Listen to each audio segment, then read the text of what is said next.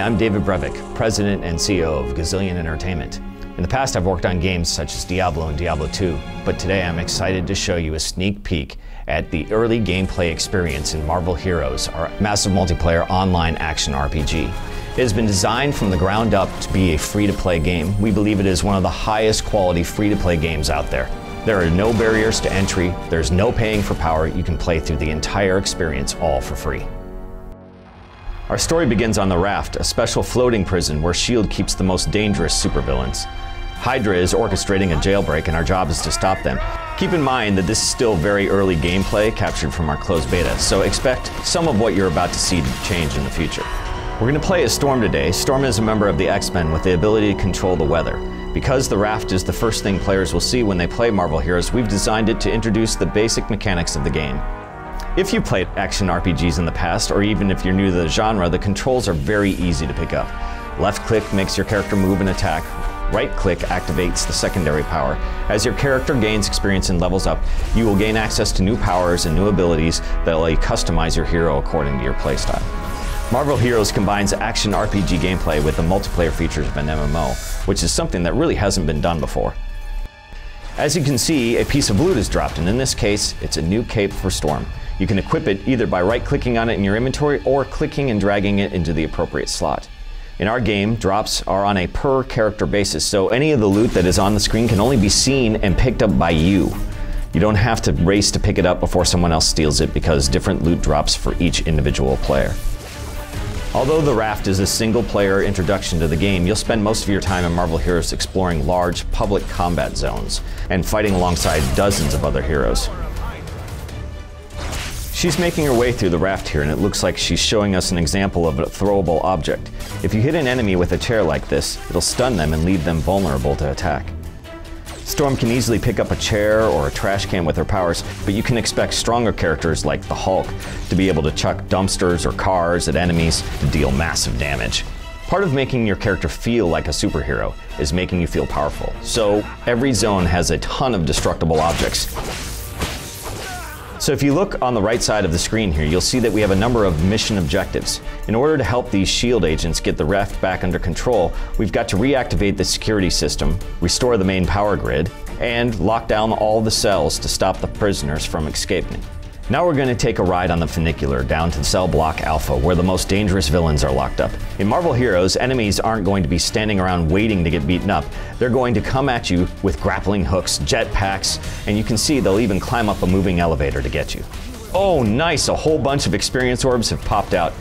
Every time you take down an enemy, your character gains experience, but sometimes you'll get the chance to pick up some bonus experience by grabbing these orbs. Experience orbs can only be picked up by you, but you'll see them start to shrink and disappear if you don't pick them up quickly. These orbs come in a variety of flavors. Red restores your health, blue restores your spirit. The quicker you grab them, the bigger the bonus. Here she just found a waypoint. Waypoints are activated when your hero runs over top of them, and that allows you to teleport at any time back to another waypoint you've discovered, and that's also where your character will appear if you're defeated. We're getting pretty close to the security console, and it looks like Hydra's got it locked down. True power. Storm takes them down, and now S.H.I.E.L.D. should have access to the Raft security systems again.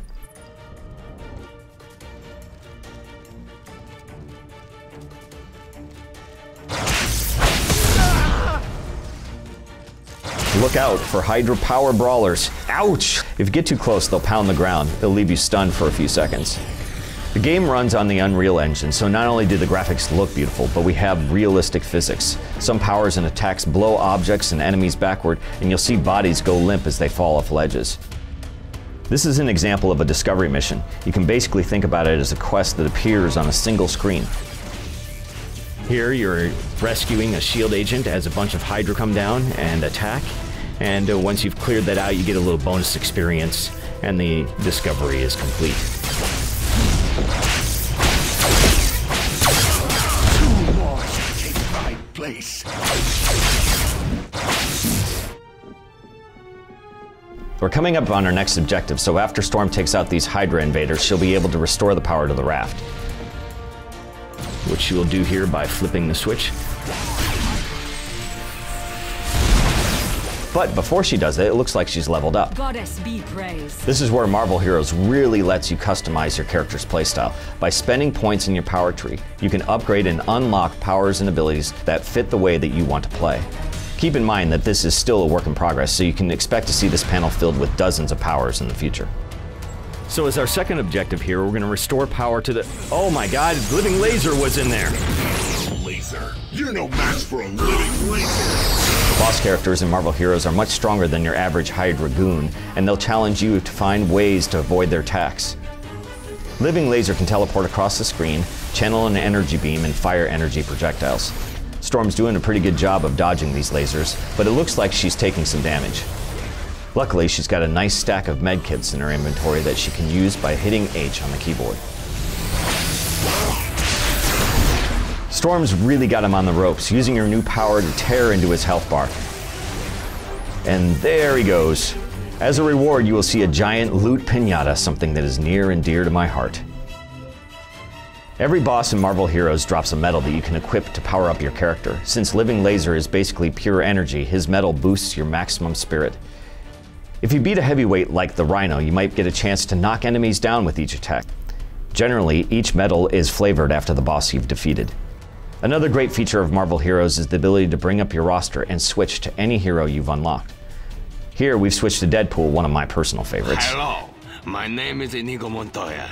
You killed my father. Prepare to die. As you can see here, we have a few ready-made costumes to choose from. We have his X-Force costume, as well as his Pirate Deadpool. Arrgh! But now, we're just going to stick with his traditional red and black. There are a variety of costumes for every character, hundreds of costumes in the game, so you're not going to see two Deadpools who look and play exactly the same. As you can see, Deadpool plays very differently from Storm. Every character in Marvel Heroes plays differently. Some are brawlers like Thing and Wolverine, others are better at range, some fly. One of us broke something. These are all different ways you can play the game, so RPG fans can really think of each hero as its own character class. Deadpool's a really versatile character. He uses pistols, swords, and as he levels up, he can take advantage of his healing factor to regain health over time. Deadpool's doing a good job of defeating some of the enemies. He's also using an ability called Stop, Drop, and Roll, which lets him move through enemies and underneath missiles. Great! Deadpool's just locked down the cell block so that we don't have to worry about any more prisoners escaping or Hydra reinforcements showing up. Now we've got to finish sweeping the area.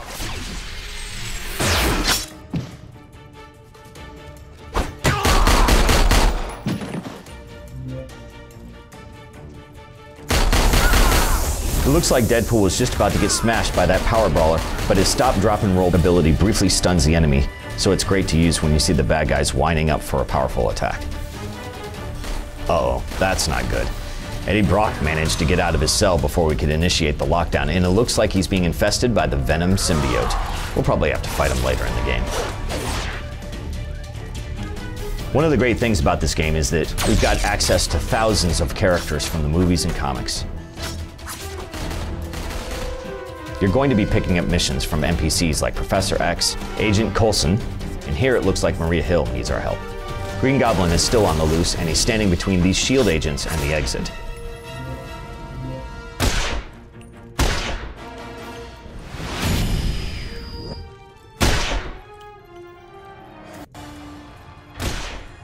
So here's our first major boss fight. Green Goblin packs a punch, and it's going to take everything we've got to bring him down. It's time to play.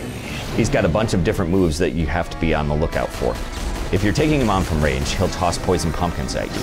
And as you know, the first rule of video games is never stand in the poison. He's also got a bombing run attack. So Deadpool is going to have to avoid not only the poison clouds, but also the dive bombing supervillain.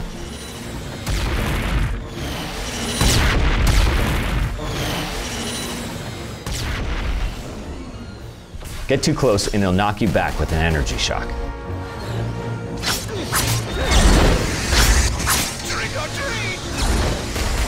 Deadpool's starting to run low on health, but with his natural healing factor and help from a med kit, he should be able to stay on his feet.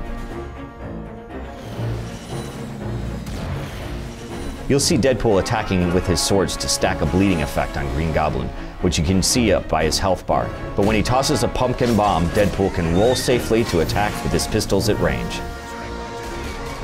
Deadpool's got him on the ropes, nicely done, and that does it for Green Goblin, and the raft is now secure. We hope you've enjoyed this early glimpse at Marvel Heroes. For more information and to sign up for the beta, please go to marvelheroes.com. I hope to see all of you in the game when we launch in 2013. Thanks so much for watching.